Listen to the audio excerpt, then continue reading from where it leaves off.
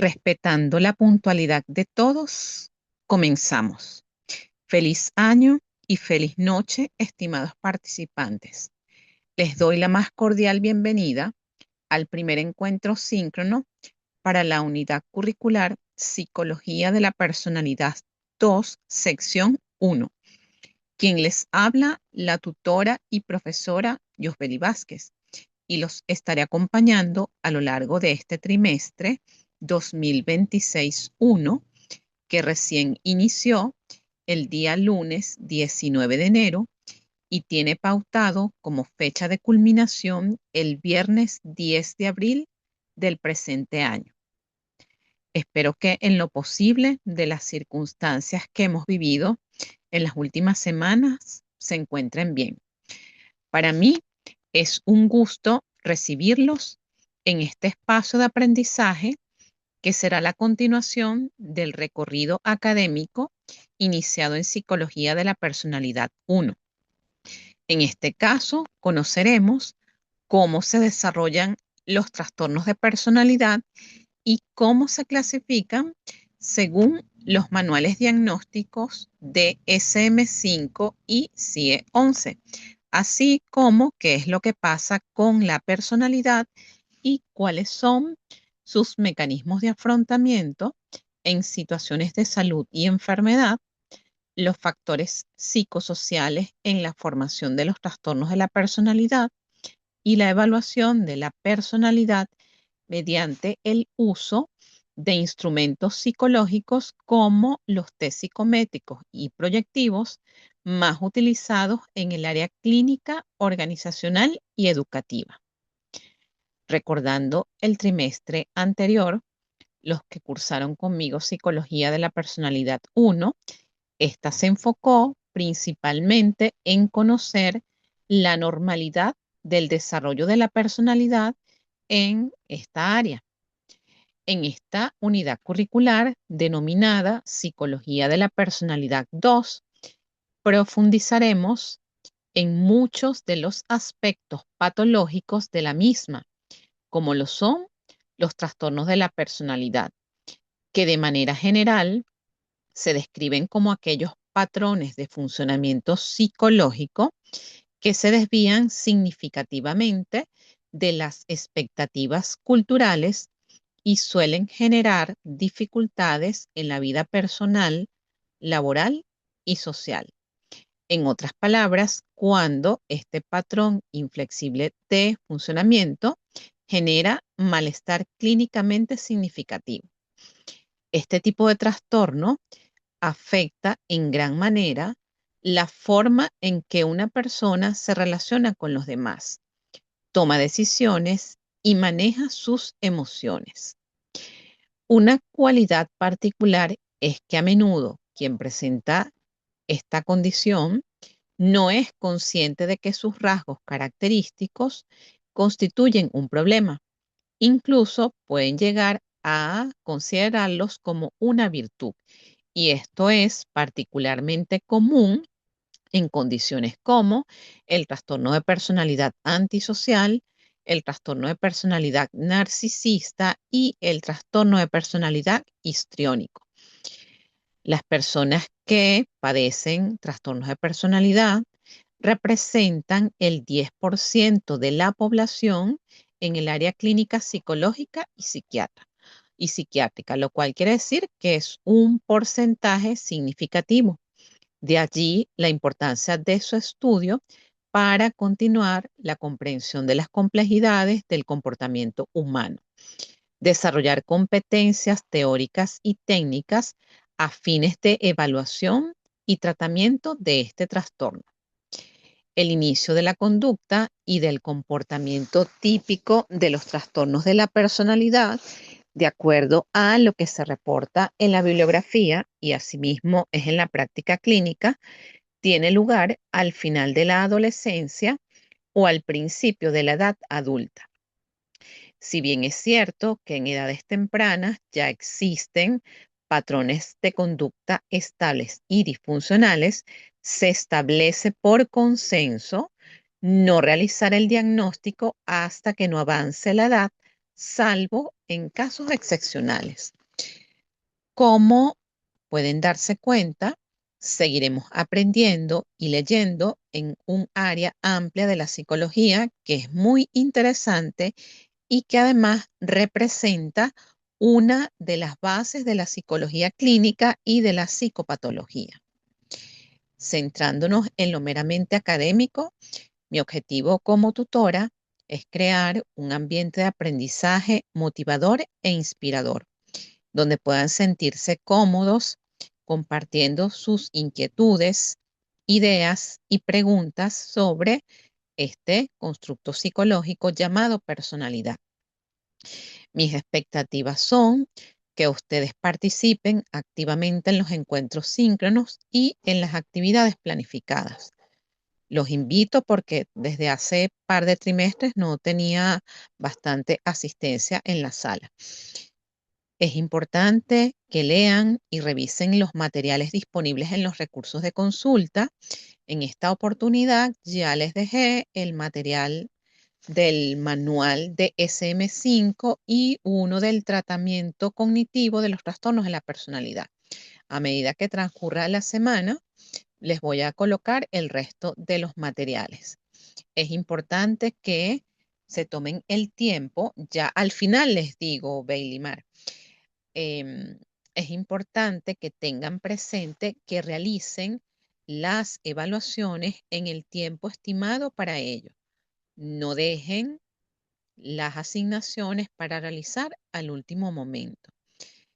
También es oportuno decirles que si alguno tiene alguna dificultad, alguna situación personal de índole administrativo, no esperen hasta el último momento para comunicarlo, porque la universidad es bien celosa con respecto al tema de las fechas de entrega, ya que se tiene una planificación y esta tenemos que cumplirla para evitar luego que ustedes se colapsen con todas las evaluaciones. Una vez más, bienvenidos a la clase de Psicología de la Personalidad 2.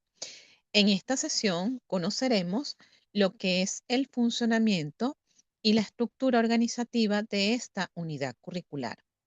Socializaremos el plan de evaluación y les informaré acerca de las fechas claves de este periodo académico que, como ya les indiqué, recién comenzó este lunes 19 de enero y tiene como fecha de culminación el viernes 10 de abril del presente año.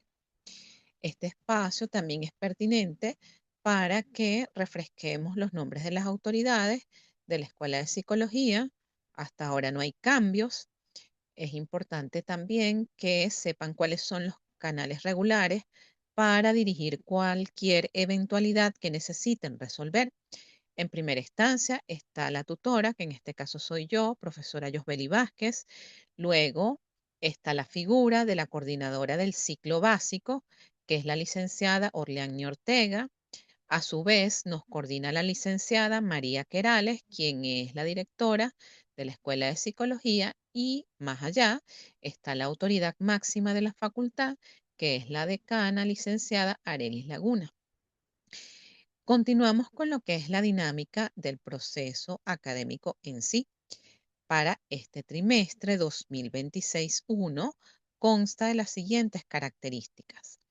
Este trimestre, como todo, se desarrollará a lo largo del lapso de las siguientes 12 semanas, dentro de las cuales tendremos 4 encuentros síncronos, siendo este el primero. El segundo encuentro lo realizaremos en la semana 5, el jueves 19 de febrero. El tercer encuentro será en la semana 7, el jueves 5 de marzo. Y el cuarto y último encuentro en la semana 9, el jueves 19 de marzo. Todos a la misma hora, es decir, a las 8 de la noche. Se les notificará mediante mensaje recordatorio a través del foro de anuncios.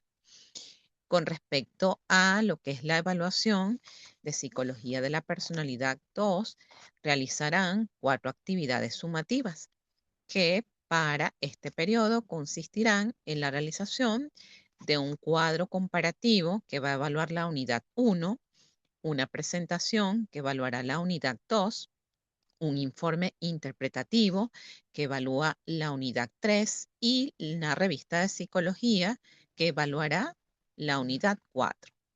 Estas actividades se van a entregar de la siguiente manera.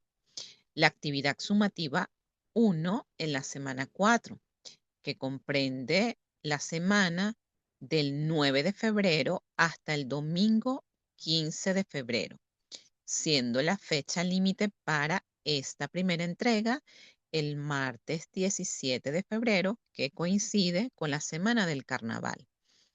Con respecto a la actividad sumativa 2, que debe ser entregada en la semana 6, y esta va desde el lunes 23 de febrero hasta el domingo 1 de marzo, siendo la fecha límite para esta segunda entrega el martes 3 de marzo. La actividad sumativa número 3 debe ser entregada en la semana 8. La semana 8 va desde el lunes 9 de marzo hasta el domingo 15 de marzo. Fecha límite de esta tercera entrega, martes 17 de marzo. La actividad sumativa 4, que es en la semana 10, va desde el lunes 23 de marzo hasta el domingo 29 de marzo, siendo la fecha límite para esta última entrega el martes 31 de marzo, que es en la Semana Santa. Cuando hablo de estas fechas límites, recuerden que ninguna de las actividades tiene prórroga. Tenemos una fecha de inicio y una fecha de cierre. Esa fecha de cierre para nosotros sería el día domingo, pero existe un plazo adicional que es la fecha límite de estos 2 días, lunes y martes. Por eso les hablo de esa fecha límite. Es importante también que tengan conocimiento desde ahorita que a partir de la semana 10 tienen derecho a la solicitud de la actividad remedial. Esto en el caso de que no tengan la nota mínima aprobatoria y que es un requisito que pueden solicitar y se les va a aprobar si cumplen las condiciones. Pero la particularidad de esta actividad remedial es que deben haber presentado obligatoriamente las 4 actividades sumativas para tener este derecho. Por otra parte, es importante que recuerden votar en la consulta de socialización para la aprobación del plan de evaluación definitiva de esta unidad curricular en la sección que les corresponde. Este enlace se encuentra ubicado en el bloque general de la unidad curricular y estará disponible para ustedes hasta el día de mañana, gracias a los que ya han realizado su respectiva votación.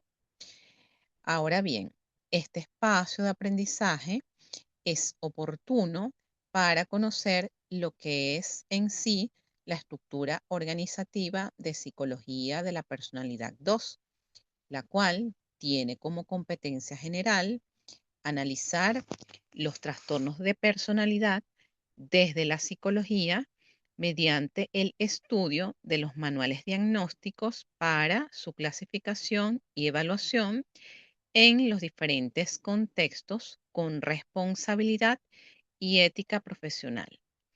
Psicología de la personalidad 2, a su vez, está organizada en 4 unidades de competencia. La unidad 1, que tiene como objetivo estudiar los trastornos de la personalidad descritos según los manuales de clasificación para el reconocimiento de los signos y síntomas. De acuerdo al programa, los núcleos temáticos correspondientes a esta primera unidad es el tema de los trastornos de la personalidad. Cuando ustedes revisen, se van a encontrar uso de los manuales diagnósticos CIE-10 y DCM-5. Este CIE-10 ya es una versión desactualizada, les voy a hablar muy brevemente de esto, y el DCM-5. Vamos por el DCM-5 revisado, pero como no han habido cambios significativos en la actualización de este manual, pues nos vamos a quedar con la clasificación del DCM-5. Clasificación de los trastornos de la personalidad, según este último manual, quien los describe como el grupo A, que son los raros o excéntricos, el grupo B, los dramáticos, emotivos o inestables, y el grupo C de los ansiosos. Ya les voy a describir cuáles son los trastornos de personalidad que están dentro de cada grupo. Con respecto a estos manuales diagnósticos, muy probablemente sea la primera vez que los escuchan nombrar. Desde ya es importante que nos familiaricemos con la idea de que estos manuales, tanto el DCM5 revisado, y el CIE 11, constituyen parte de las herramientas con las que cuenta el psicólogo clínico para conocer y describir los trastornos mentales y del comportamiento. Ustedes lo van a explorar en profundidad en Psicopatología 1 y en las prácticas de psicopatología. Sin embargo, les voy a dar una caracterización muy breve. En estos manuales se sistematizó una serie de criterios y estos criterios constituyen el lenguaje común para nosotros los psicólogos clínicos y para los psiquiatras a nivel mundial. El DCM5 fue desarrollado por la APA, que en este caso es la Asociación Americana de Psiquiatría. Las versiones más recientes es el del 2013 y existe el manual DCM5 revisado, cuya actualización está vigente a partir de marzo del año 2022. Mientras que la Clasificación Internacional de Enfermedades, en su versión 11 o conocido como CIE 11, se encuentra vigente desde enero del año 2022. Es importante aclarar que aún hasta mediados del año 2024 podían seguirse usando los criterios de la versión anterior a este manual, que es el CIE 10. Por eso ustedes, cuando hagan sus investigaciones, van a encontrar bastante bibliografía que hace referencia a este manual. Solo el año 2022 para acá es que ha venido hablándose de este CIE 11. A través de estos manuales conoceremos la clasificación que realiza cada uno acerca de los trastornos de la personalidad. Para el manual diagnóstico DSM-5, los trastornos de personalidad están clasificados por grupos o clúster. Esto de clúster quiere decir que se agrupan según la semejanza de algunas de sus características. Para el grupo A, que son los raros o excéntricos, dentro de esta clasificación está el trastorno de personalidad esquizoide, el trastorno de personalidad esquizotípico y el trastorno de personalidad paranoide. Dentro del grupo B, que son los dramáticos, emotivos o inestables, tenemos el trastorno de la personalidad límite, que lo van a encontrar en la literatura también como trastorno de personalidad borderline, trastorno de la personalidad histriónico, trastorno de la personalidad narcisista y trastorno de la personalidad antisocial.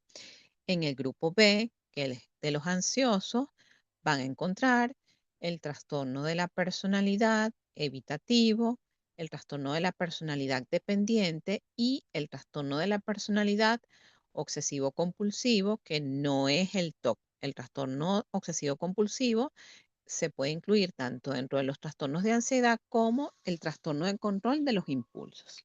Ahora, otros de los trastornos de la personalidad dentro de la clasificación dentro del DSM-5 está el cambio de la personalidad debido a otra afección médica de tipo lábil, inhibido, agresivo, apático, paranoide, otro tipo combinado.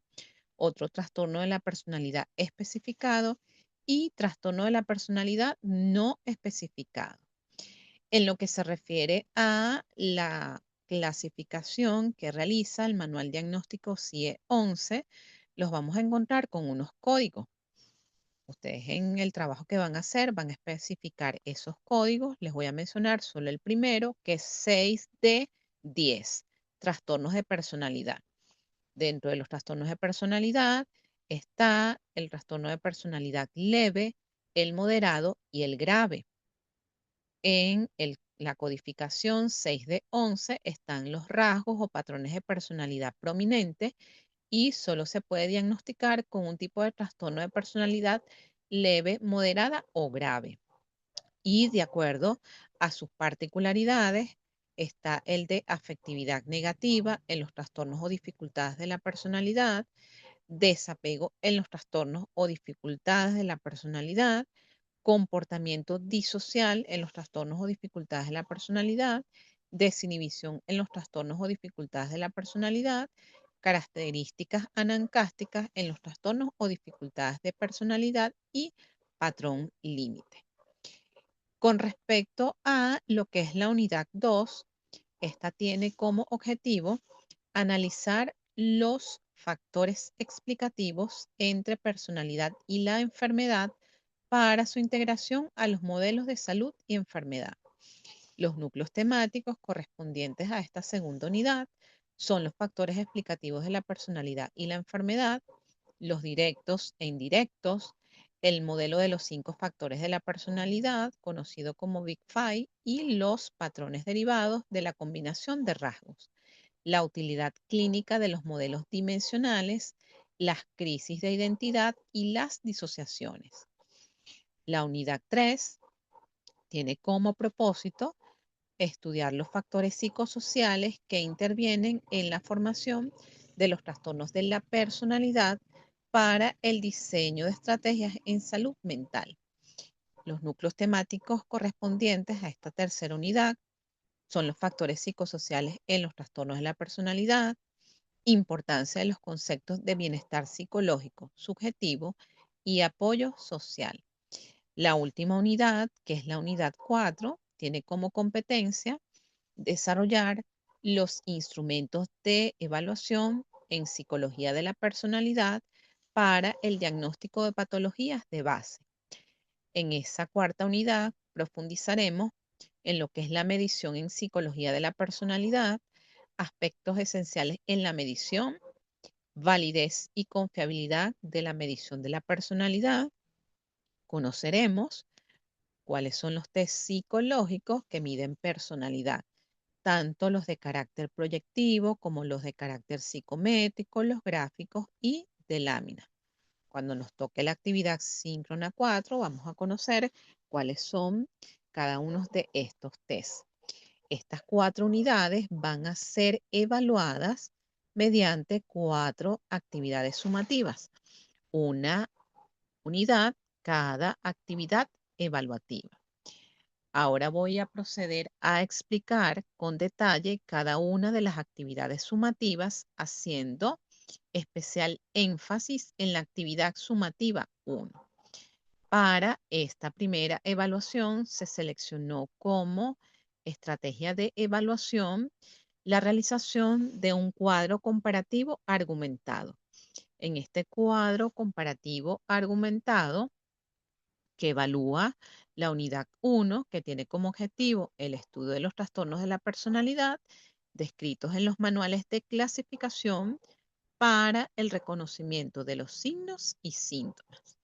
Este cuadro comparativo debe desarrollar los siguientes aspectos teóricos: clasificación de los trastornos de la personalidad según ambos manuales, pero haciendo mayor énfasis en la clasificación del manual diagnóstico de CM5. Por eso en la descripción de la tarea ustedes van a ver el grupo A, los raros o excéntricos, que se los acabo de mencionar, los del grupo B, que son los dramáticos, emotivos o inestables, el grupo C de los ansiosos y otros trastornos de la personalidad. La investigación y la clasificación de estos trastornos deben incluir las causas, que ya sabemos, como la mayoría de los fenómenos en psicología es de carácter multifactorial, la evaluación, el tratamiento y la epidemiología de cada uno de los trastornos de personalidad. Cuando hablamos de epidemiología, esto es en qué porcentaje de la población clínica se presenta cada uno de los trastornos de la personalidad. Este cuadro comparativo se considera como aquella herramienta de estudio y exposición de ideas que se utiliza para comparar dos o más elementos teniendo en cuenta sus semejanzas, sus diferencias y sus características distintivas. En este caso, se propone un cuadro comparativo tipo matriz donde se especifican cada uno de los aspectos que les acabo de mencionar. Hacen su investigación. Por tratarse de un cuadro comparativo, este lleva una argumentación, que es esa argumentación deben describir, basándose en la teoría del área, cuál es la importancia de estudiar los trastornos de la personalidad en la formación del psicólogo clínico basándose en los manuales diagnósticos. ¿Cuáles son las lecturas básicas para esta unidad? Respondiendo a la pregunta de la estudiante, el manual diagnóstico de CM5, que de manera completa es el manual diagnóstico y estadístico de los trastornos mentales en su quinta edición, propuesta por la Asociación Americana de Psicología. Ese material ya lo tiene. El manual, el CIE 11, que se los voy a dejar, y todos los manuales que ustedes pueden encontrar de psicopatología que hablen de los trastornos de personalidad. No les voy a dejar todo el material, sino los básicos para que ustedes tengan la oportunidad de hacer su investigación. Ahora, las disposiciones de forma de este cuadro comparativo están descritos en la actividad en el aula virtual de la siguiente manera. Un cuadro comparativo donde el principal elemento son los trastornos de personalidad. Tiene un apartado que dice manuales diagnósticos, está DSM-5 y CIE 11. Definición general. Dentro de la especificación les describo que allí tienen que definir los trastornos de la personalidad según el DSM-5 y la definición de los trastornos de personalidad que hace el CIE 11, que son distintos. Con respecto a la clasificación, en esa parte del cuadro van a describir la clasificación de los trastornos de la personalidad que les acabo de mencionar y van a describir la clasificación de los trastornos de personalidad según el CIE 11, con sus códigos completos. En el caso del DSM-5, además del código de este manual, va a hacer referencia al código que tenía en el CIE 10, porque para el momento de que salió publicado el manual diagnóstico de CM5 no existía el CIE 11, sino el CIE 10. En el mismo cuadro está especificado la etiología o las causas. Aquí van a describir, si bien es cierto, en la literatura van a encontrar algunas causas generales, para cada uno de los trastornos de la personalidad existen algunas causas específicas que tienen que ver con el tipo de apego, con el estilo de crianza, con algunas vivencias dentro del ambiente. Y esto es lo que van a especificar allí. También, por ejemplo, desde el enfoque conductual van a encontrar ciertos esquemas o ciertas creencias que son particulares de cada uno de los trastornos.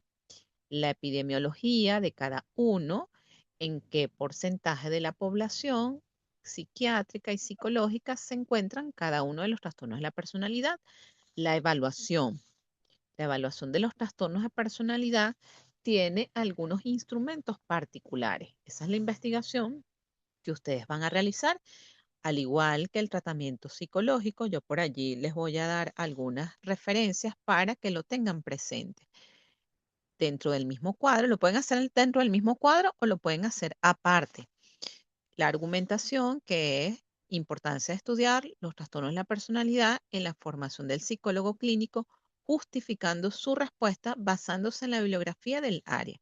Es decir, ustedes van a hacer su investigación en los manuales de la personalidad, en los manuales de psicopatología, en las revistas de psicología clínica, psicopatología, de personalidad.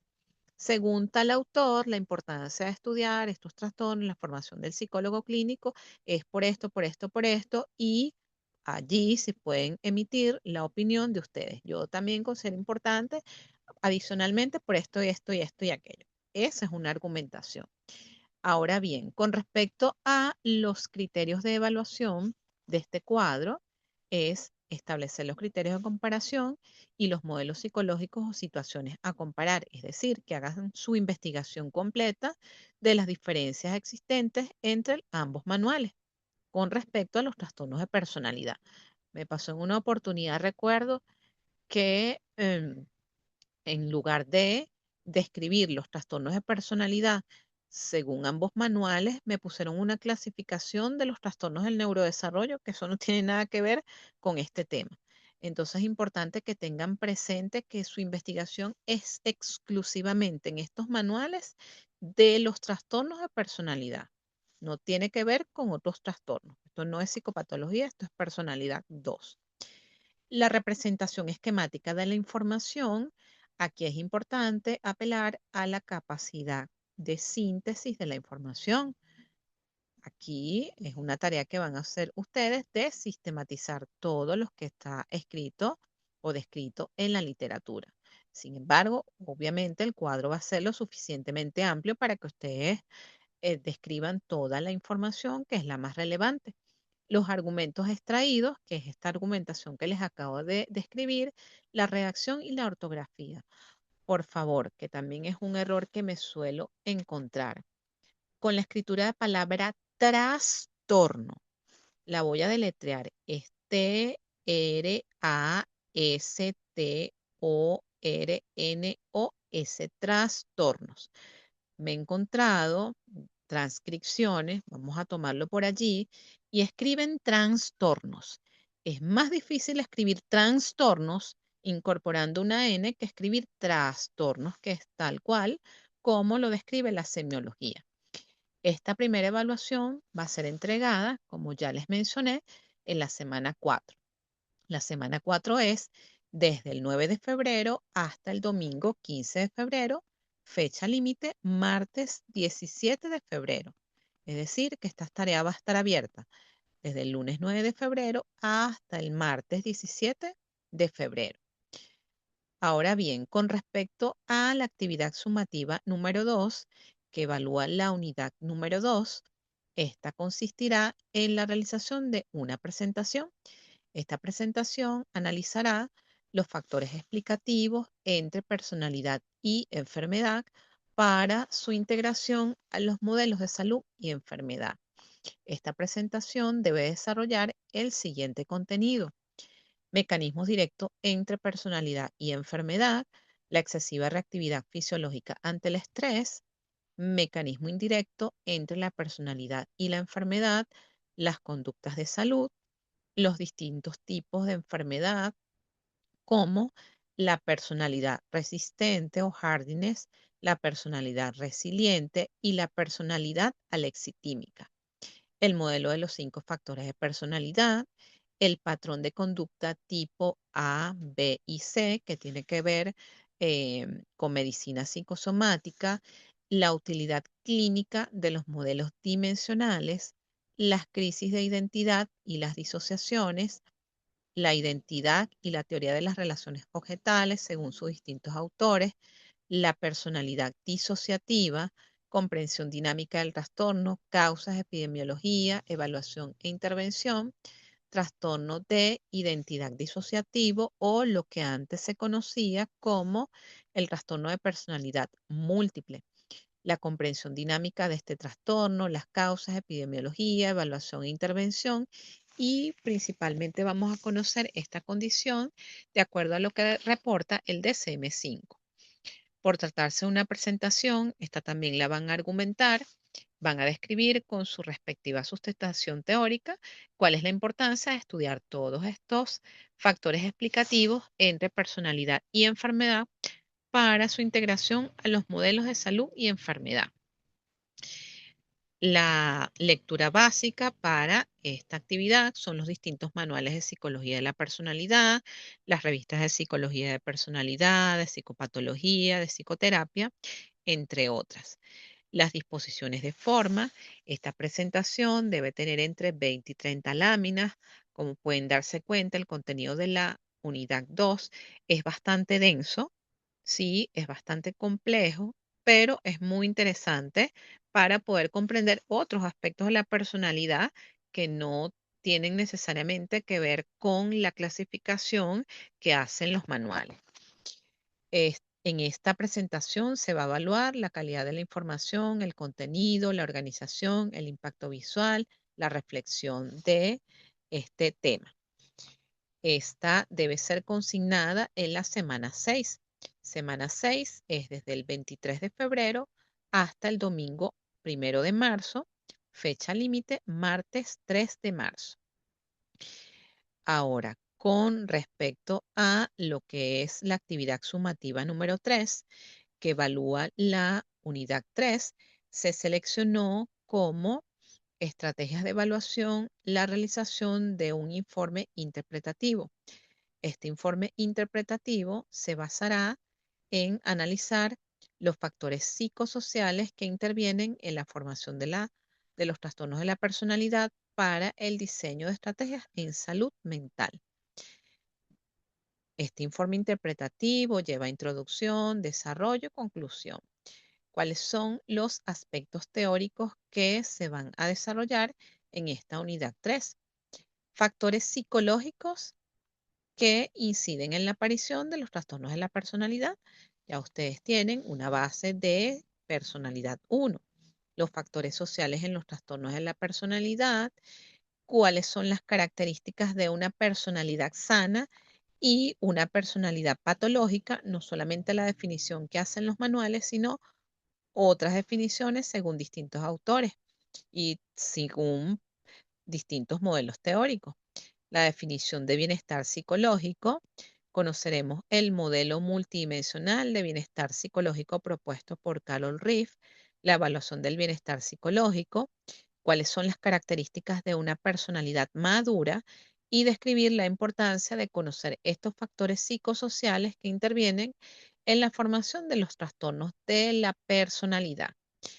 Nuevamente aquí el material base son los distintos manuales de psicología de la personalidad, pero también hay que hacer una evaluación más exhaustiva a través de los distintos, no solamente los manuales, sino artículos de revistas que tengan que ver con el área de la personalidad, con el área de psicopatología y psicología clínica. Los criterios de evaluación para esta tarea es la introducción, calidad de la información, organización de la información, conclusión de la relevancia del tópico psicológico abordado, diagramas e ilustraciones, redacción y ortografía. Esta tarea se entrega en la semana 8. Semana 8 es desde el 23 de febrero hasta el 1 de marzo. Fecha límite, martes 3 de marzo. Con respecto a lo que es la última actividad, que es la actividad sumativa número 4, que evalúa la unidad 4, se seleccionó como estrategia de evaluación la realización de una revista de psicología experimental. En esta revista se va a evaluar lo que es la medición en la psicología de la personalidad, considerar cuáles son aquellos aspectos esenciales en la medición de la personalidad, validez y confiabilidad en la medición de la personalidad. Esto está bastante relacionado con lo que es el área de la psicometría, pero aplicada a los test que miden personalidad. Aquí profundizaremos en lo que son la caracterización de los test psicológicos para la medición de la personalidad, los proyectivos, los psicométricos, los gráficos y los de lámina.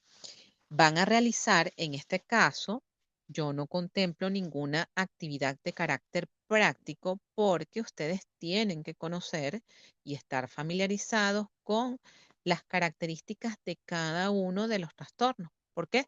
Porque ustedes van a tener las materias de psicopatología y métodos e instrumentos de evaluación donde profundizarán en la aplicación de algunos de estos instrumentos. En este caso, vamos a profundizar los más utilizados en el área clínica, organizacional y educativa. Conoceremos el inventario multifásico de Minnesota o conocido por sus siglas como el MMPI-2, el inventario multiaxial clínico de Milon, o conocido como MCMI en su versión 2, el test de los 16 factores de personalidad de Cattell, conocido como 16PF, el inventario de personalidad de California, CPI, el cuestionario Big Five, el inventario de personalidad neo-revisado, el test proyectivo de Bartek de 8 campos, el test de la persona bajo la lluvia, el test del dibujo de la figura humana según la autora Karen McCover, el test de las relaciones objetales de Philipson, el test de percepción temática de Murray, tanto la versión de adultos, conocido como TAT, como el test de percepción temática infantil, conocido como CAT, en su versión de animales y de humanos, el test HTP o High Street Person, que es test de la casa árbol persona, el test Pate Noir o pata negra y el test de manchas de tinta o conocido como el test de Rorschach. Describir la importancia de conocer los aspectos esenciales en la medición en psicología de la personalidad mediante los test proyectivos. Esta revista es una estrategia pues que le va a permitir ampliar esa investigación. En la descripción de la tarea se les coloca un enlace a la estructura que usa la aplicación Calameo. En su oportunidad vamos a conocer qué otras aplicaciones pueden utilizar. En esta revista evaluaremos la calidad de la información, la relevancia del conocimiento generado, la estructura de la revista, la cantidad de páginas, la creatividad, la redacción y la ortografía. Esta última tarea se va a entregar desde el 23 de marzo hasta el 20, aquí tengo un error en la fecha, hasta el 29 de marzo, siendo la fecha límite para esta última entrega el martes 31 de marzo. Con esta descripción de todas las actividades tienen lo que son todas las estrategias que seleccionamos para dar desarrollo a esta unidad curricular llamada Psicología de la Personalidad 2. Ahora quiero que conozcamos un poco lo que es estos trastornos de la personalidad. Voy a comenzar con la definición y la clasificación que hacen ambos manuales, que ya las conocimos o ya se las mencioné, pero es importante para que nos ubiquemos en contexto y ustedes tengan más o menos una idea de lo que van a investigar. Vamos a comenzar con la clasificación o la definición general que hace de los trastornos de la personalidad el Manual Diagnóstico de CM5. Y esto es una definición bien estructurada, la cual señala que los trastornos de la personalidad, según el criterio A, son un patrón perdurable de experiencia interna y comportamiento que se desvía notablemente de las expectativas de cultura del individuo. Este patrón se manifiesta en dos o más de los ámbitos siguientes: cognición, afectividad, funcionamiento interpersonal y control de impulsos.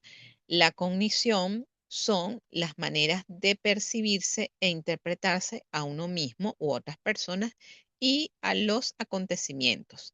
La cognición está relacionado con el tipo de pensamientos que se convierte en este patrón rígido e inflexible y que perdura en el tiempo.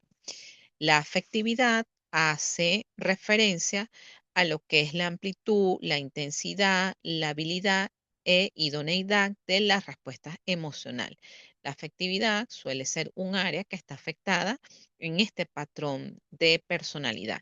El funcionamiento interpersonal, que está asociado a la calidad de las relaciones interpersonales, no solamente desde el punto de vista de familia, sino de pareja y con grupo de pares o con compañeros. Y el criterio de control de impulso, es decir, para nosotros poder hacer un diagnóstico de trastornos de personalidad, debe existir un patrón perdurable y de comportamiento que se desvía de lo que se espera socialmente y que está afectada, o la cognición o la afectividad, o la cognición, la afectividad y el funcionamiento interpersonal, o la cognición y el control de impulsos. Y esto lo vamos a ir viendo a medida que se describan los grupos. El criterio B dice que este patrón perdurable es inflexible, es decir, que es rígido y no tiene cambios. Es dominante en una gran variedad de situaciones personales y sociales. Este patrón perdurable causa malestar clínicamente significativo o deterioro en el área social, en el área laboral u otras áreas importantes del funcionamiento de la persona. Este patrón es estable y de larga duración.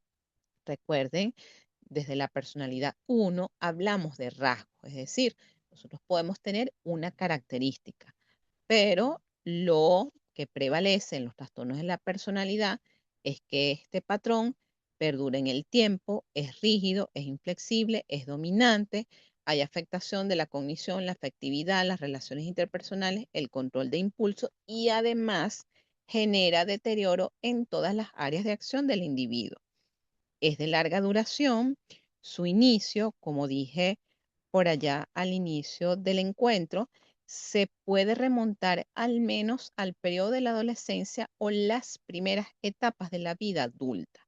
Este patrón no se explica mejor como una manifestación o consecuencia de otro trastorno mental. Cuando ustedes vean psicopatología, esto lo van a tener un poco más claro porque en esta área se habla de comorbilidad. ¿Qué es comorbilidad? Que nosotros tenemos que evaluar si existe la presencia de otro trastorno mental. Este trastorno perdurable no se puede atribuir a los efectos fisiológicos de una sustancia. Es decir, este patrón perdurable o de funcionamiento inflexible no lo podemos atribuir al consumo de sustancias o por efectos de un medicamento o por una afección médica. Por ejemplo, existe unos trastornos de personalidad que son derivados de un traumatismo cráneoencefálico. Eso es algo que vimos en personalidad 1. Dentro de la población psiquiátrica, estos trastornos de personalidad representan de un 40 a un 60% de los trastornos más habituales dentro de la práctica clínica. Es decir, que representa un porcentaje bastante alto.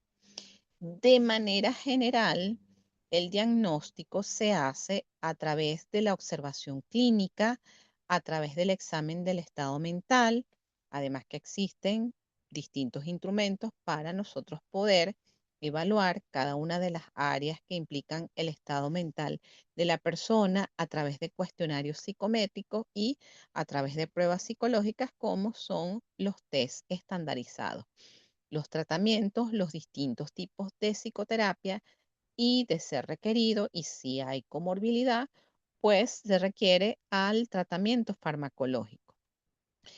Recordemos que la personalidad suele estar representado o formado por distintos elementos. Entre ellos tenemos que considerar lo que es el temperamento, que es lo heredado, la genética, y el carácter, que es moldeado por el ambiente.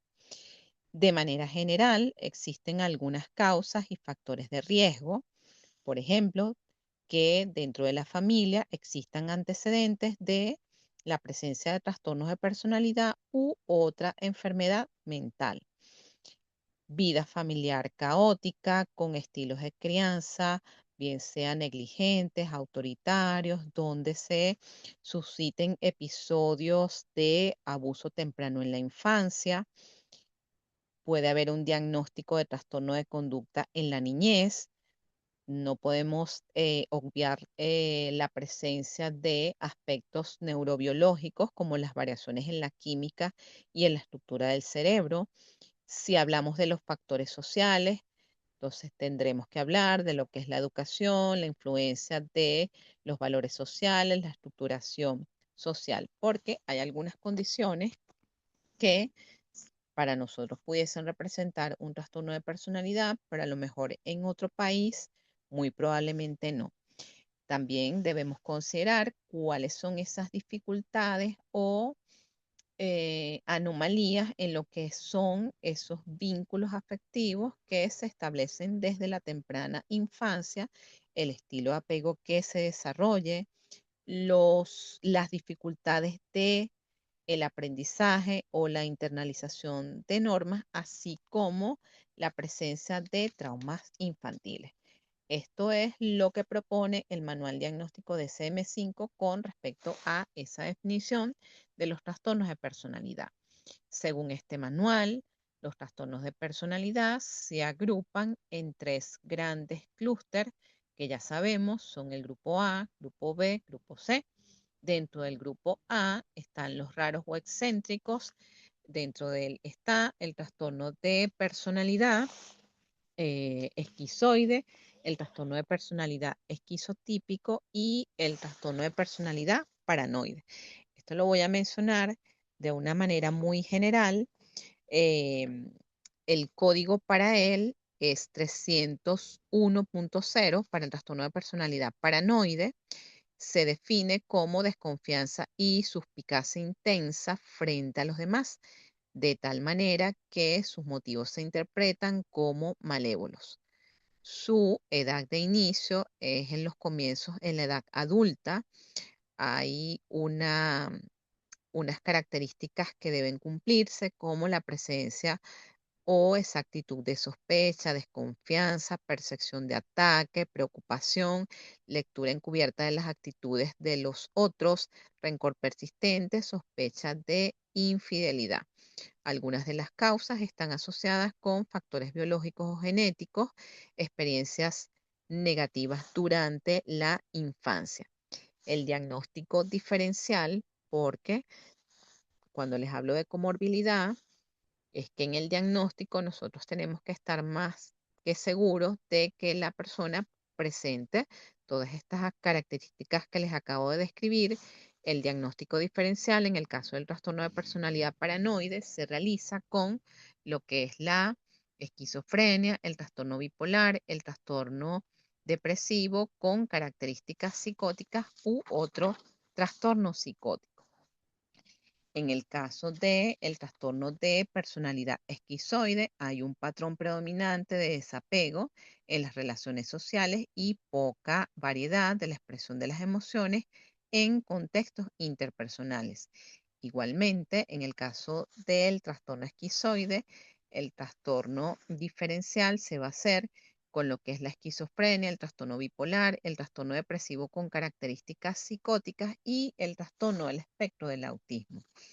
El trastorno esquizotípico se define como un patrón dominante de deficiencias sociales interpersonales que se manifiestan por un malestar agudo y poca capacidad para las relaciones estrechas, así como la presencia de lo que son distorsiones cognitivas, perceptivas y comportamiento excéntrico. Este trastorno también tiene como comienzo el inicio de la edad adulta. Se hace el diagnóstico diferencial con lo que es el trastorno bipolar, trastorno del espectro del autismo, el trastorno depresivo también, con características psicóticas o con otros trastornos de tipo psicótico. Está la presencia de ideas de referencia, también se caracteriza por pensamiento mágico o creencias extrañas, fantasías, ilusiones corporales, ideas paranoides. Suelen no ser expresivos con sus emociones, se le dificultan mantener amistades, hay ansiedad social asociado a miedos paranoides, pensamiento y discurso extraño, por ejemplo, vago, metafórico y súper elaborado.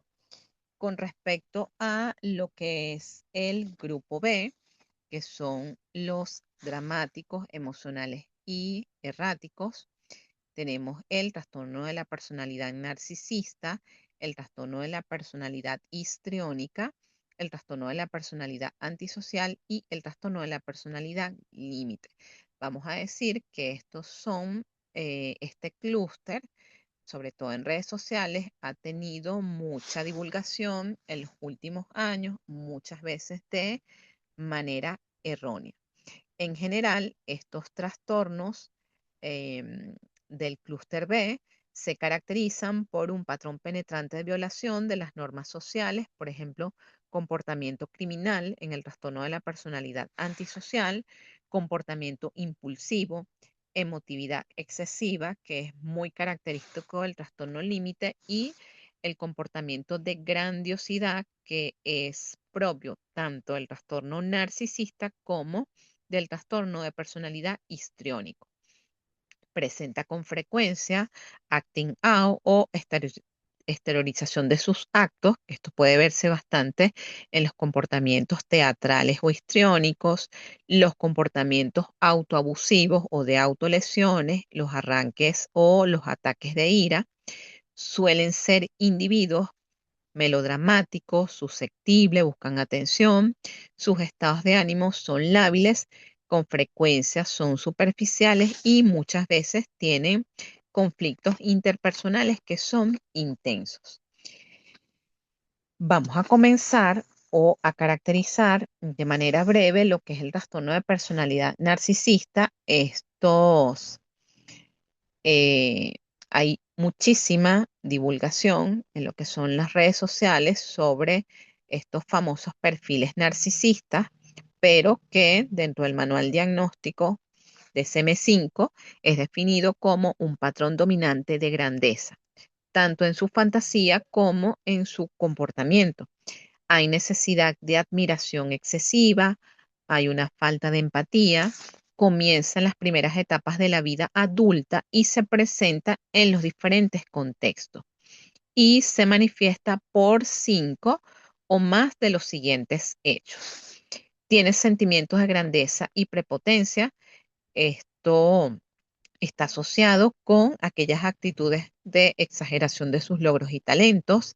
Esperan ser reconocidos como seres superiores sin contar con los correspondientes éxitos. Suelen estar absortos en fantasías de éxito, de poder, brillantez, belleza o amor ideal ilimitado. Se creen que son seres especiales y únicos y que solo pueden comprenderle o solo pueden relacionarse con otras personas especiales o de alto estatus. Tienen una necesidad excesiva de admiración, muestra un sentimiento de privilegio, sus expectativas suelen ser irracionales, no razonables y de tratamiento especialmente favorable. Es decir, que espera que lo traten con consideración por ser un ser único y especial. Suelen ser explotadores en las relaciones interpersonales. Se aprovechan de los demás para sus propios fines. Es decir, que este tipo de perfiles explotan a las personas para mantener su autoestima elevada. Carece de empatía, no están dispuestos a reconocer ni a identificarse con los sentimientos ni las necesidades de los demás. Con frecuencia envidian a los demás o creen que los demás suelen sentir envidia en relación con él. Muestran comportamientos o actitudes arrogantes de superioridad. Algunos de los aspectos que no está descrito en el manual, sino que subyacen a las causas de este trastorno de personalidad narcisista, es que en la temprana infancia hubo un apego excesivo por parte de uno de los progenitores y ausencia de apego por parte del otro progenitor. Suelen provenir de familias disfuncionales, la triangulación es rígida, está clavado en el centro de la relación de los padres, la desvinculación es con compromiso, debe ser una persona admirable para la, mantenerse la forma de la familia. Su epidemiología se habla de que un 0,5% de la población en general presenta esta condición y suele ser más común en hombres. Yo diría que esta población en los últimos años pues ha aumentado un poco. Algunos de los trastornos que se les ha asociado o que tienen comorbilidad con esta condición es el trastorno depresivo, la anorexia nerviosa, trastorno por abuso de sustancias, trastorno límite de la personalidad, trastorno de personalidad paranoide, trastorno de la personalidad histriónico. Ahora bien, con respecto a lo que es el trastorno de personalidad histriónico, esto se define como un patrón dominante de emotividad excesiva y búsqueda de atención, que comienza en las primeras etapas de la vida adulta y que está presente en diversos contextos y que se manifiesta por 5 o más de los hechos siguientes. Recuérdense que todas estas características generan malestar clínicamente significativo y afectación en todas sus áreas por esa manera de funcionar. Se sienten incómodos en situaciones en las que no son el centro de atención. Este tipo de personas siempre suelen buscar la atención a través de comportamientos excesivos, exagerados o teatrales. La interacción con los demás se caracteriza con frecuencia por un comportamiento que suele ser seductor o provocativo e inapropiado. Presentan cambios rápidos y en una expresión plana de sus emociones. Utilizan constantemente su apariencia física para atraer la atención. Tiene un estilo de hablar que se basa excesivamente en las impresiones y que carece de detalle. Es decir, que su discurso suele ser bastante superficial. Muestra autodramatización, comportamiento teatral y expresiones exageradas de todas las emociones. Suelen ser sugestionables, es decir, fácilmente influenciables por los demás o por las circunstancias. Considera que las relaciones son más estrechas de lo que son en realidad. Los vínculos en estas personas suelen ser bastante superficiales.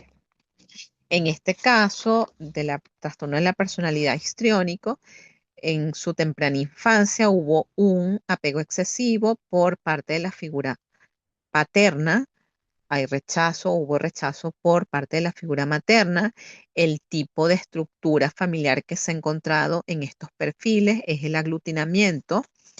em, la triangulación o esa relación primaria es perversa, ya que debe darle afecto al padre para mantenerlo dentro de la familia.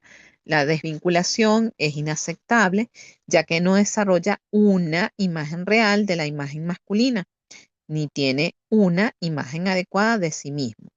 Esta es una condición que suele presentarse del 1,5 al 3% de la población em, de los trastornos de personalidad y suele ser más frecuente en mujeres. La comorbilidad que se le asocia es el trastorno de personalidad antisocial, el trastorno de personalidad límite, el trastorno de personalidad narcisista, los trastornos somatomorfos, el trastorno depresivo mayor y la distimia o lo que se conoce como el trastorno depresivo persistente. Ahora bien, en lo que se refiere a el trastorno de personalidad antisocial, que esté dentro de los trastornos de personalidad, es uno de los que peor pronóstico tiene, es decir, tiene un pronóstico reservado y que se le ha asociado con lo que es la condición de psicopatía. Este trastorno de personalidad antisocial es un patrón dominante de inatención y vulneración de los derechos de los demás. Este es uno de los únicos trastornos que se produce desde la adolescencia. De hecho, el manual lo presenta como un patrón que se produce desde los 15 años de edad y que se manifiesta por 3 o más de los hechos siguientes: incumplimiento de las normas sociales respecto a los comportamientos legales, que se manifiesta por actuaciones repetidas que son motivos de detención o que son motivos de irrespeto a la ley. El engaño, que se manifiesta por mentiras repetidas, estas situaciones en las que las personas estafan, utilización de alias o de aquellas situaciones para sacar provecho o placer personal, la impulsividad o ese fracaso para planear con antelación, irritabilidad y agresividad, que suele manifestarse por peleas o agresiones físicas repetidas, desatención imprudente de la seguridad propia o de los demás, es decir, es esa persona que se expone a situaciones de riesgo de manera innecesaria, irresponsabilidad constante que se manifiesta por la incapacidad repetida de mantener un comportamiento laboral coherente o de cumplir con obligaciones económicas, ausencia de remordimiento o de sentimiento de culpa que se manifiesta con indiferencia o racionalización del hecho de haber herido, robado o maltratado a alguien. Es decir, esta persona no tiene esa habilidad de empatía ni cognitiva ni emocional para poder sentir lástima o preocupación por los otros. Para hacer el diagnóstico, el individuo debe tener como mínimo 18 años. Existen evidencias en la literatura y en la práctica clínica de la presencia de trastornos de conducta o lo que se llama el trastorno disocial con inicio antes de los 15 años. El comportamiento antisocial no se produce exclusivamente en el curso de la esquizofrenia o de un trastorno bipolar. Cuando hablamos de esa condición de esquizofrenia, esta es una condición donde suele haber pérdida del juicio de la realidad. En los trastornos de la personalidad, en este caso, el trastorno de personalidad antisocial, no hay pérdida del juicio de la realidad. La persona sabe lo que está haciendo. Lo que subyace a esta condición es la ausencia de apego, de rechazo y de maltrato en la temprana infancia. Suelen provenir de familias disfuncionales y desligadas. La triangulación es perversa, no existen límites marcados dentro de la crianza, tampoco vínculos afectivos ni compromiso. Haga lo que haga el niño, se mantiene carente de ese vínculo con las figuras parentales. Em, la, lo que subyace allí es, en esas familias disfuncionales, es el tema de la supervivencia. Esta es una condición que suele tener una alta prevalencia del 1 al 3,6% en la población general. Es más común en los hombres que en las mujeres. Sin embargo, pues nosotros en nuestro país tenemos una representante, se conoció hace mucho tiempo un caso que fue muy famoso en el año 1995. La persona se llama Sibel Naime, asesinó a dos personas aparentemente por un tema de un gato, pero cuando nosotros nos ponemos a explorar sus características, ella cumple con todos los criterios diagnósticos de este trastorno de personalidad antisocial. Algunas de las condiciones que están asociadas con este trastorno de la personalidad antisocial está el trastorno por uso de sustancias, el trastorno del control de los impulsos, el trastorno por déficit de atención con hiperactividad, con el trastorno posicionista desafiante y el trastorno de límite de la personalidad. Cuando yo les decía que este trastorno suele confundirse con la psicopatía, tenemos que decir que la psicopatía es una condición que supone un trastorno más grave que la neurosis. Desde el punto de vista psicodinámico o de acuerdo al modelo psicodinámico, hay una alteración del superyo. Los impulsos de estas personas están sin control. En lo moral se traduce en juicio pobre, hay violación de las normas, muchos tienen un nivel de inteligencia superior, no les importa llevar a cabo la planificación de actos que van contra las normas de la sociedad. Esto es lo que nosotros llamamos los psicópatas de alto nivel. Son incapaces de formar vínculos emocionales, tienden a ser agresivos y depredadores por naturaleza, es decir, que se aprovechan o establecen relaciones de poder donde ellos puedan aprovecharse del otro. Son egocéntricos, eh, suelen ser estables las relaciones de poder y conveniencia. Su nivel de funcionamiento es que están siempre al límite. Sus defensas psicológicas suelen ser primitivas o su comportamiento es hostil. La capacidad para mentir es impresionante. Suelen tener las habilidades sociales muy desarrolladas para poder manipular y envolver a las demás personas. Hay falta de remordimiento, culpa, ansiedad. puede estar relacionado con un déficit fisiológico que provoca un subdesarrollo de la estructura cerebral que tiene que ver con el desarrollo de la corteza prefrontal, que es precisamente donde están todas las funciones que tienen que ver con esa capacidad de juicio, de razonamiento, de darse cuenta, de ponerse en el lugar del otro, el razonamiento moral. Es una alteración de la personalidad caracterizado por narcisismo, impulsividad y cambios de conductas de control y manipulación. Hay un montón de personas con estas características de psicopatía. Si nos vamos a personajes de películas, está Aníbal Lecter, pero si nos vamos a los asesinos o, vamos a decir, delincuentes conocidos a nivel mundial, tenemos pues el caso de Ted Bundy. Ahora, con respecto a lo que es el trastorno de la personalidad límite o lo que se conocía en la bibliografía antigua como trastorno de la personalidad borderline, es un patrón dominante de inestabilidad de las relaciones interpersonales. La característica de esta condición es que la inestabilidad es estable.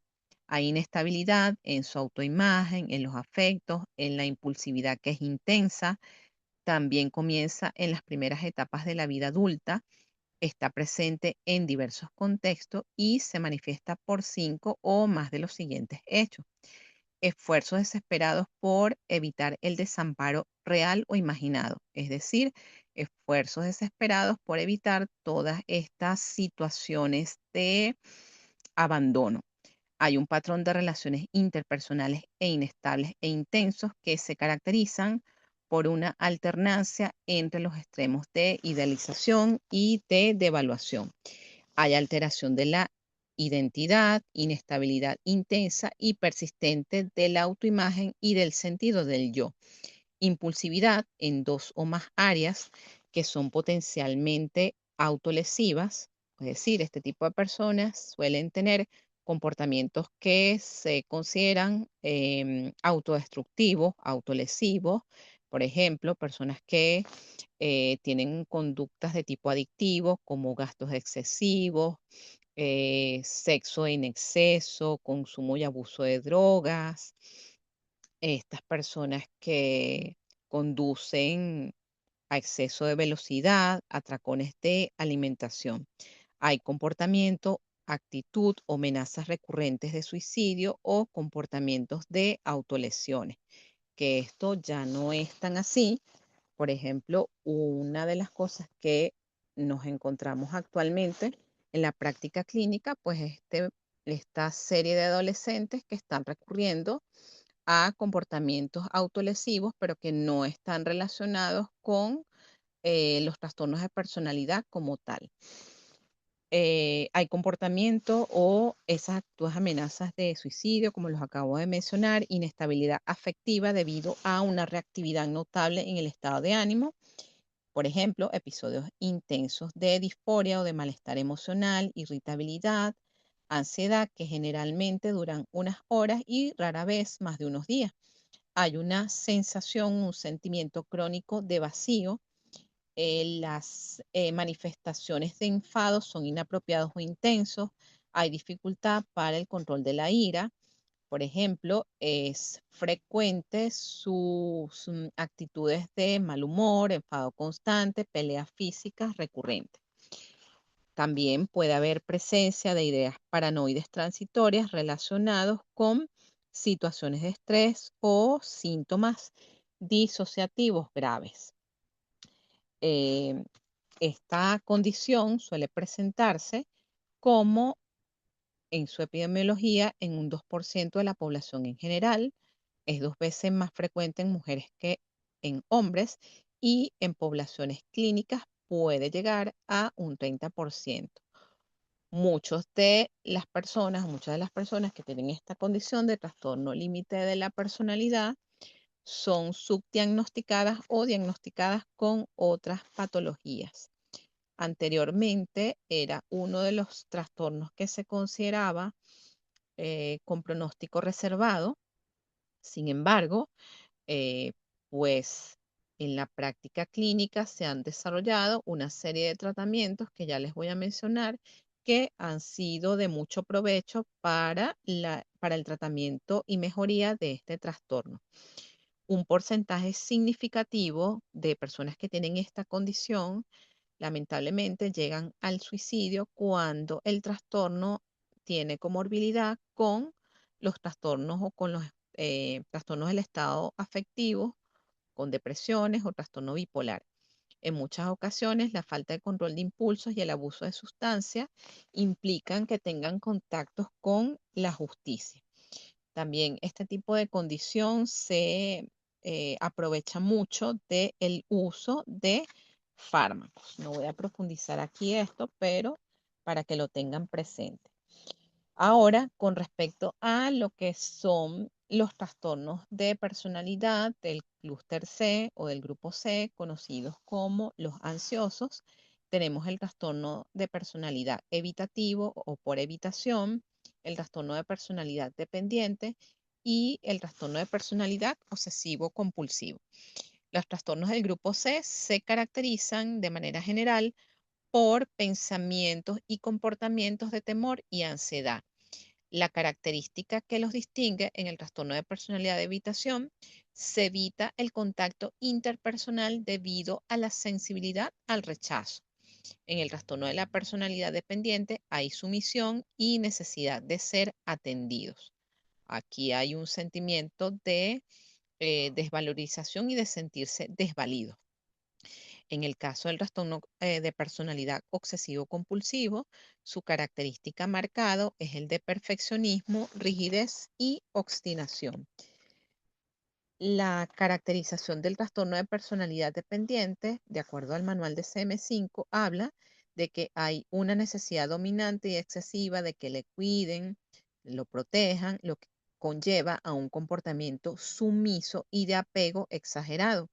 Hay un miedo intenso a la separación. Esto comienza en las primeras etapas de la vida adulta. Se manifiesta por 5 más de los hechos siguientes. Le cuesta tomar decisiones cotidianas sin el consejo y la tranquilización de otras personas. Necesita a los demás para asumir responsabilidades en la mayoría de los ámbitos importantes de su vida. Tiene dificultad para expresar desacuerdo con los demás por miedo a perder su apoyo o aprobación. Tiene dificultad para iniciar proyectos o hacer cosas por sí mismo debido a la falta de confianza en el propio juicio o capacidad y no por falta de motivación o energía. Va demasiado lejos para obtener la aceptación y apoyo de los demás hasta el punto de hacer voluntariamente cosas que le desagradan. Se siente incómodo o indefenso cuando está solo por miedo exagerado a ser incapaz de cuidarse de sí mismo. Cuando termina una relación estrecha, busca con urgencia otra relación para que le cuiden y le apoyen. Siente una preocupación no realista por miedo a que lo abandonen y tenga que cuidar de sí mismo. Este trastorno de personalidad dependiente suele ser muy frecuente que haga pareja con el trastorno de personalidad narcisista o con el trastorno de personalidad antisocial por sus características. Con respecto a lo que es el trastorno de personalidad evitativo, es un patrón dominante de inhibición social, donde hay sentimientos de incompetencia, hipersensibilidad a la evaluación negativa, que comienza también en las primeras etapas de la vida adulta, está presente en los diversos contextos y en este caso se manifiesta por 4 o más de los hechos siguientes. Evita actividades laborales que implican un contacto interpersonal significativo por miedo a la crítica, a la desaprobación o al rechazo.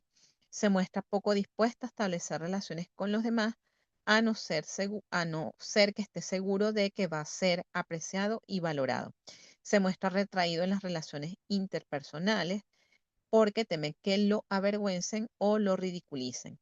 Le preocupa ser criticado o rechazado en situaciones sociales. Se muestra inhibido en nuevas situaciones interpersonales debido al sentimiento de falta de adaptación. Se ve a sí mismo como socialmente incapaz o inecto, con poco atractivo personal o inferior a los demás. Se muestra extremadamente reacio a asumir riesgos personales o a implicarse nuevas actividades porque le puede resultar incómodas o situaciones embarazosas.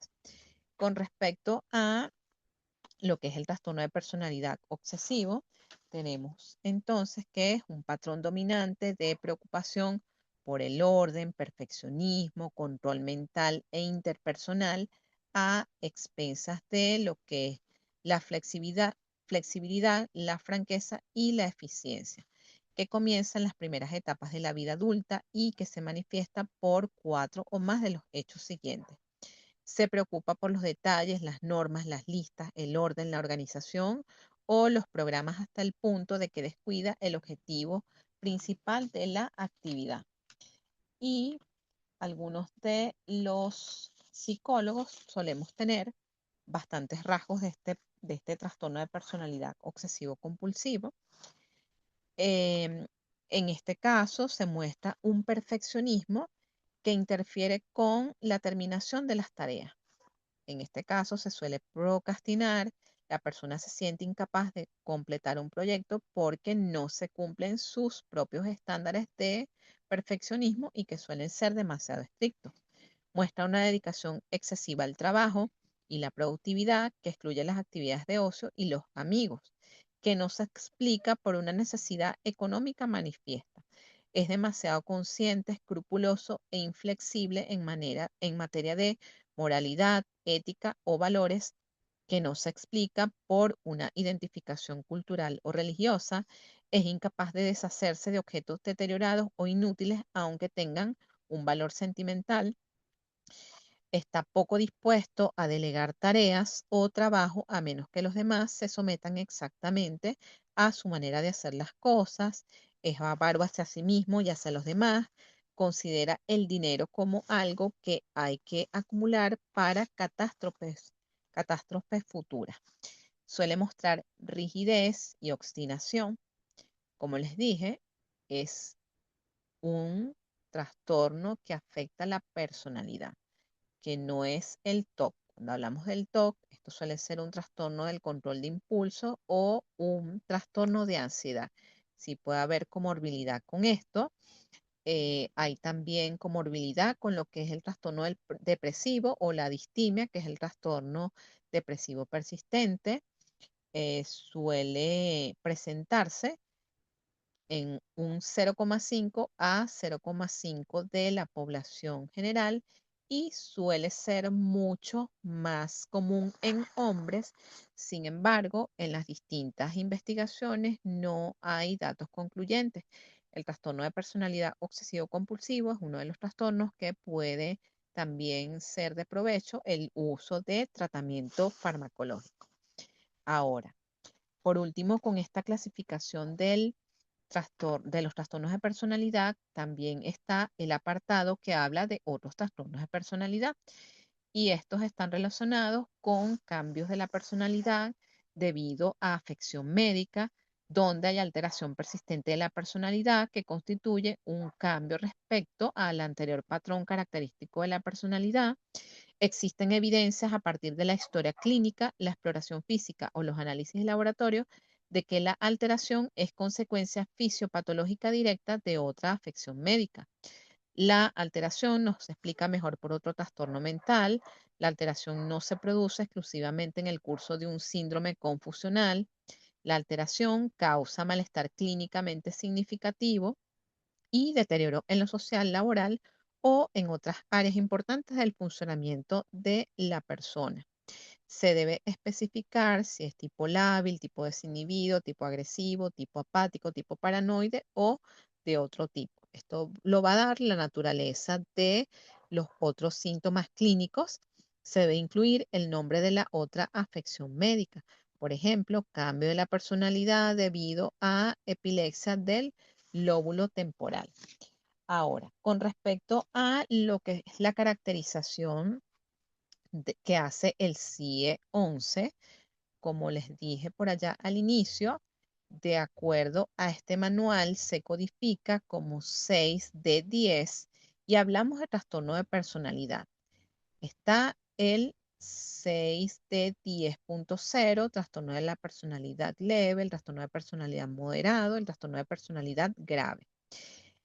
La codificación 6 de 11.1, que habla del desapego en los trastornos o dificultades de la personalidad, es similar a la caracterización del trastorno de personalidad esquizoide.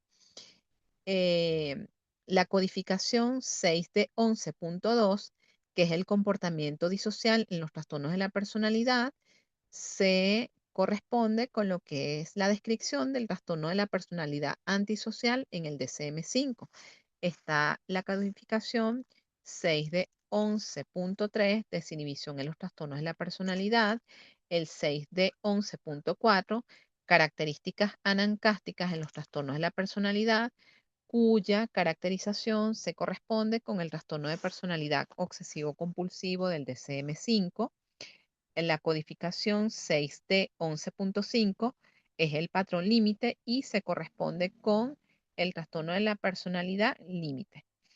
Es importante que con respecto a otras definiciones de los trastornos de la personalidad se busquen los manuales de psicopatología. Existe un clásico, que es un librito que, si mal no recuerdo, es de color negro y es de la autora Veloz y es el manual de psicopatología. Les voy a mencionar algunos datos interesantes acerca de terapias basadas en la evidencia para los trastornos de la personalidad. Los trastornos de la personalidad se han explicado históricamente, como se pueden dar cuenta, desde los modelos psicodinámicos, categoriales, que son estos manuales, y descriptivos.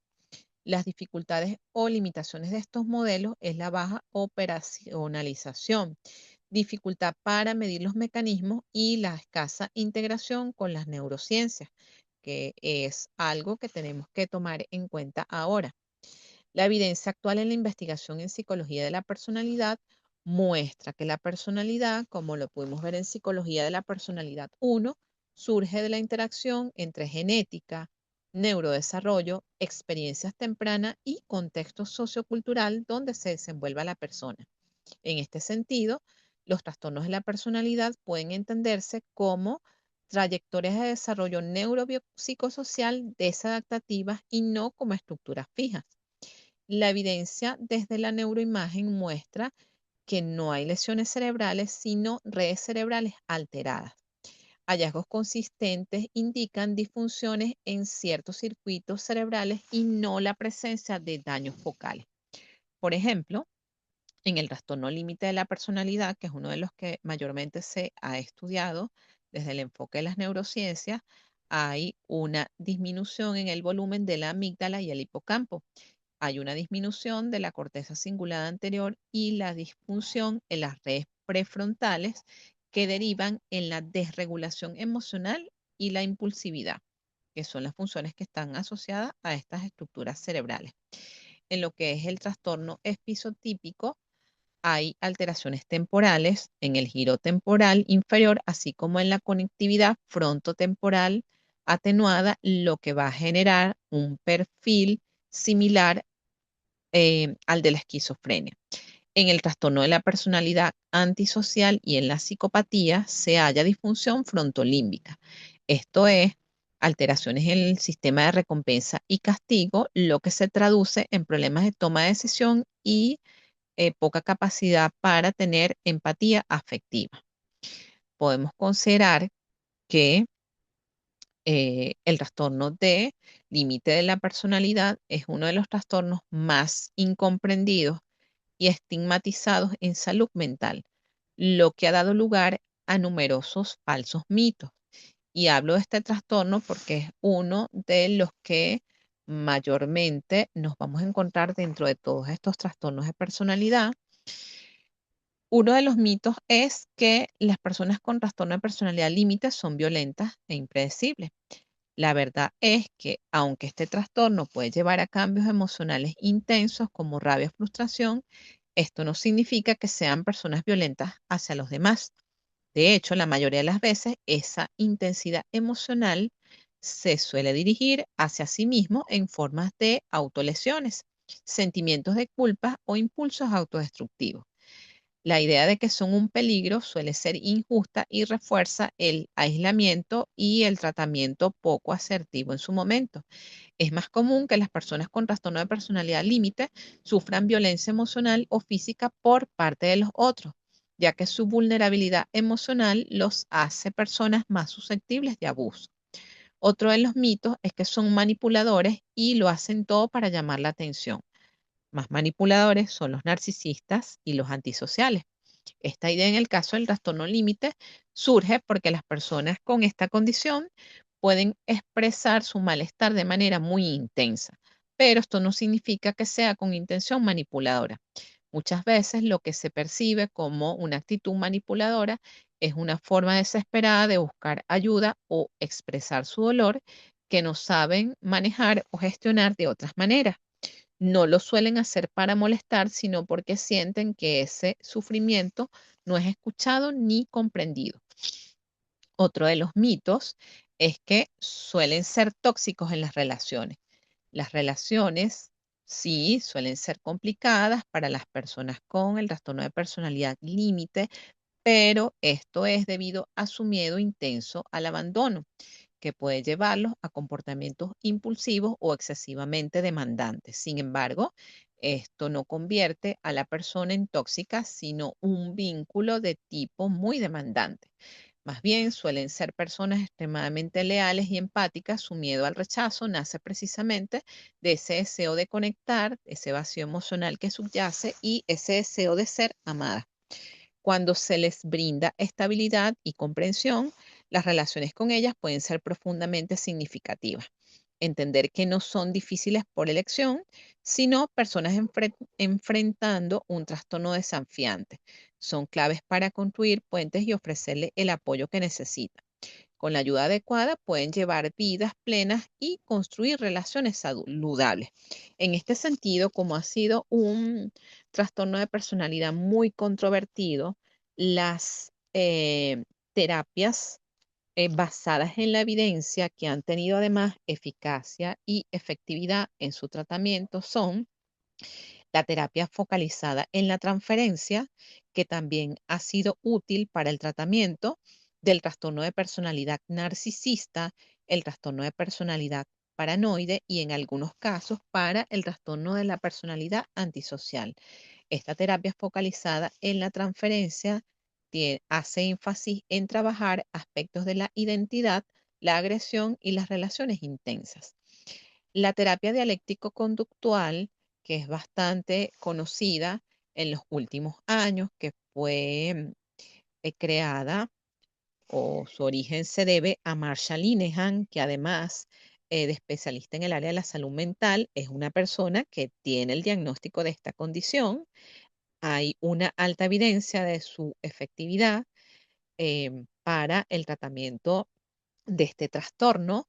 También es útil en el trastorno de em, para trabajar la impulsividad y las conductas de riesgo.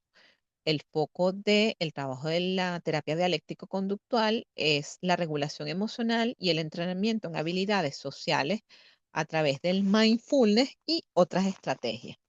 La terapia basada en la mentalización también tiene eficacia y efectividad en el trastorno de personalidad límite y es útil para personas con severos problemas interpersonales. Suele mejorar la comprensión de emociones propias y ajenas. La terapia de los esquemas, que ha resultado útil para el trastorno de personalidad evitativo, el trastorno de personalidad obsesivo-compulsivo, el trastorno de personalidad dependiente y el trastorno de personalidad narcisista, trabajan esquemas tempranos y el trauma emocional. De manera general, la elección terapéutica del tratamiento se va a basar tanto en el perfil clínico y en la evidencia científica. Obviamente, aunque hay unas características comunes, no podemos olvidar que en lo que es la práctica clínica tenemos que tomar en cuenta pues las particularidades de cada persona que se diagnostique con esta condición. La psicoeducación también es clave en el tratamiento, no solamente de los trastornos de personalidad, sino también en otras condiciones. Ahora sí, con esta descripción damos por culminada esta exposición teórica breve de lo que es el tema que corresponde a la unidad 1 y para este primer encuentro síncrono de Psicología de la Personalidad 2, sección 1. Muchas gracias por su asistencia, por su atención. Este es el momento para que eh, propongan sus inquietudes, dudas, planteamientos.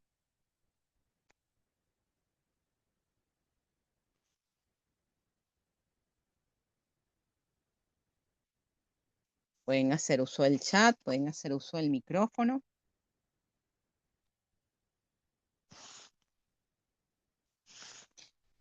Y si no tienen dudas en este momento y les surge el momento de realizar la tarea, lo puede hacer a través del foro de dudas. Ajá, ¿qué duda en particular tienes con relación al cuadro comparativo? El paso a paso es que ustedes tienen que desarrollar cómo está especificado en las instrucciones de la tarea. El cuadro está tal cual descrito allí, lo único diferente con relación a lo que no está escrito en el plan de evaluación, perdón, en la descripción de la tarea, el cuadro comparativo, deben definir qué son los trastornos de la personalidad según el DSM-5 y según el CIE-11 en el apartado correspondiente. La estructura del cuadro está muy especificada. La clasificación, van a escribir la clasificación de los trastornos de personalidad según el DSM-5 y según el CIE-11 con sus respectivos códigos y el nombre completo. Pueden hacer una definición muy breve de cada uno de los trastornos de personalidad según cada manual con respecto a lo que es la etiología, la epidemiología, la evaluación y el tratamiento debe ser de cada uno de los trastornos de personalidad. Por eso hablé de que deben apelar a su capacidad de síntesis de la información. Angeli dice que no tiene dudas. Ajá. Bueno, escribes que la estructura del cuadro en la parte de su desarrollo no tiene que ser muy extenso. Debe tener la información que tiene que tener. No hay ninguna páginas. Brittany dice que cuántas páginas puede cubrir el cuadro. Lo suficientemente extenso para que ustedes desarrollen toda la información. Porque algunos de ustedes, si ponen las causas en general, ese cuadro va a quedar incompleto.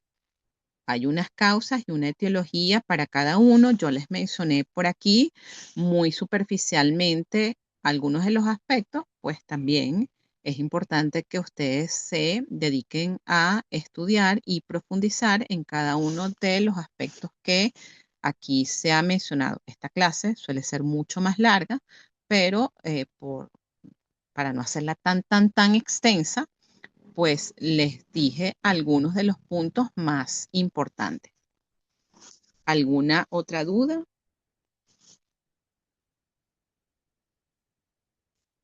Con respecto a los materiales, bueno, ya saben, los manuales de psicopatología, el manual de CM5, el manual de CIE-11, les dejé un material sobre el tratamiento cognitivo de los trastornos de la personalidad, pueden hacer su extensión, les coloqué eso, pero existe, como les digo, incluso en ese mismo libro se describe cuáles son algunos de los tratamientos más utilizados para cada uno de los trastornos de personalidad. Les acabo de mencionar los que se utilizan en el trastorno de personalidad límite y en el trastorno de personalidad narcisista y en uno que otro por allí. Ok, siendo que no hay más dudas, podemos dar por concluida esta primera actividad síncrona. Muchas gracias por su participación, por su atención. Espero que les guste este tema, tengan la, la responsabilidad de hacer la investigación tal cual como se les exige. Esto es la base de la psicología clínica. Ya tenemos que irnos familiarizando con el lenguaje propiamente de nuestra carrera para que puedan tener una buena base tanto en psicopatología como en lo que es las otras asignaturas que están relacionadas con esto. Que tengan muy buenas noches y éxito en sus evaluaciones.